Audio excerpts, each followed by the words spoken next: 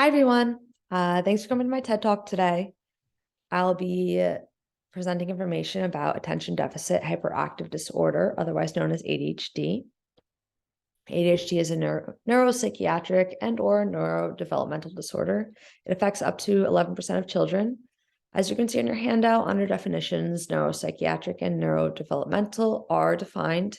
Neuropsychiatric being an overview blanket term of psychiatric and neurology diagnoses, while neurodevelopmental is defined as a condition that affects your brain function.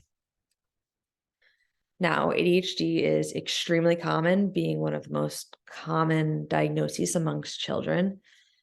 ADHD has been reported to be associated with high rates of comorbid psychiatric disorders. So what does this mean? It means that it kind of roughly translates to the diagnosis of ADHD commonly being correlated, but not limited to, eating disorders, anxiety disorders, substance abuse, and academic impairments, which the academic impairment we do often see. ADHD can present itself in various ways. Now, when we think about an ADHD person, we often think about somebody who's bouncing off the walls, not fully being able to finish one task at hand, much like the cartoon character SpongeBob or Sid from Ice Age. However, like every other stereotype, that's not completely true. ADHD can look like time management issues, taking way longer than typically needed on daily tasks, daydreaming, zoning out, having a hard time taking turns. Getting along with others can be difficult, misplacing objects, being extremely impulsive and hyper-focusing or hyperfixating on a certain object. Breaking down ADHD and how it looks in various genders, SES, race, it's very interesting. So from a gender perspective, everything gender-wise is spoken about biologically, but from a female perspective, it kind of internalizes the whole socio-emotional aspect. So it goes back to this comorbid internalization and a real emphasis on academic learning disabilities. So oftentimes we see females with ADHD will have anxiety disorders. Going off of that, like bipolar disorders, sometimes that manifests into their overall adult life. Now, from the biological male perspective, it's kind of viewed more as disruptive behavior. So that can be kicking, punching, verbally fighting, like just a lot more aggressive and like really toning in on that impulsivity. From an SES, the meta-analysis dimensions of SES and their association with ADHD indicate that children of families with lower SES statuses are more likely to have ADHD than their peers of higher SES statuses. The research behind this is not completely clear to me. However, statistically, breaking it down, it's about 1.85 to 2.21% more likely that a student of a lower SES category will have more characteristics of ADHD than that of a higher SES category. From a racial perspective, there's really no direct correlation of which race has a higher percentage of ADHD.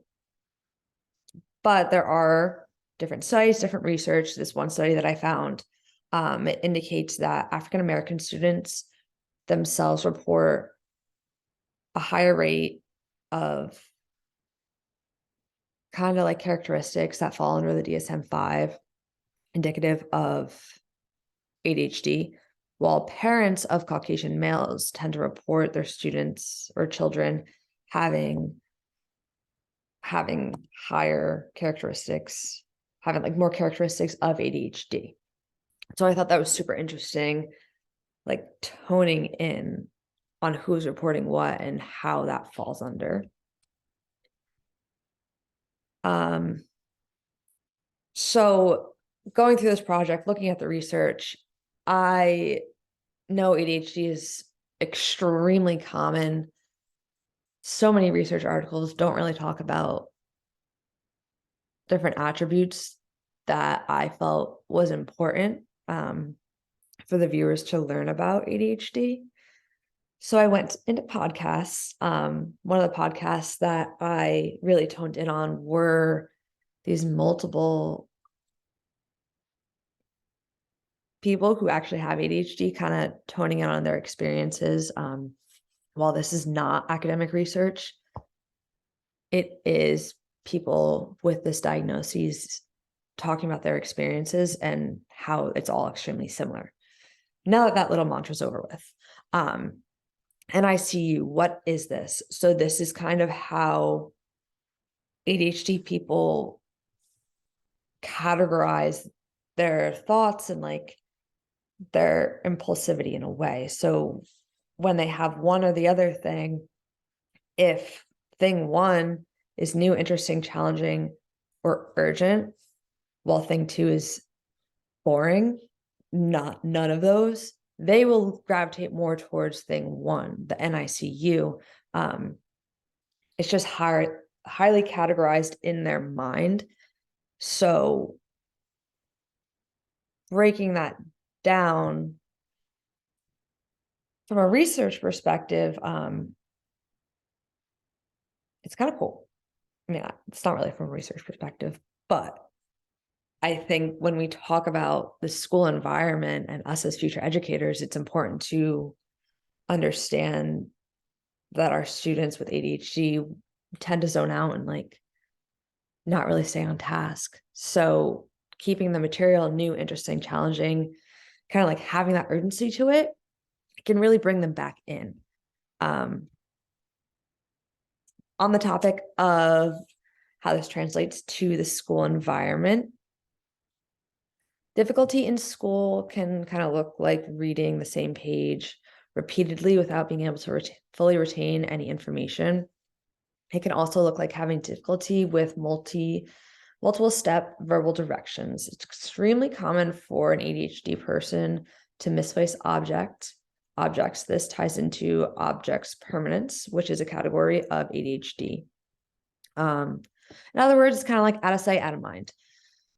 This can be difficult when it comes to schoolwork, misplacing assignments, and not fully remembering that they even have specific assignments due. This can also combine with personal relationships. The ADHD person may become overwhelmed and forget personal obligations, adding more stress to their plate. Now, how do we help our students? We're learning so much.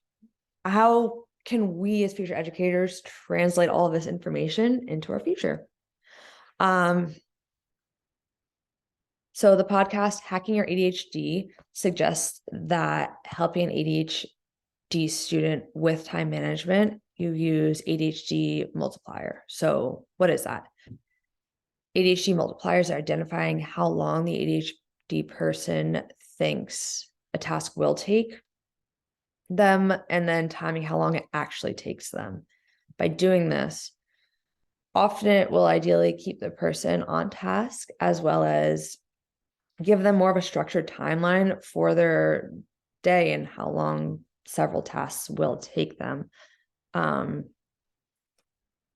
For those who have difficulty with multi-step verbal directions, giving ADHD people either written directions or giving them one by one verbal directions can really tone in on what they need to understand the directions at hand. While people with ADHD tend to have their mind constantly moving and working, it will take a little bit longer to process than that of a neurotypical. From the verbal direction standpoint, that of an ADHD person will hear the first direction, and in that time that they're processing it, the second direction is given.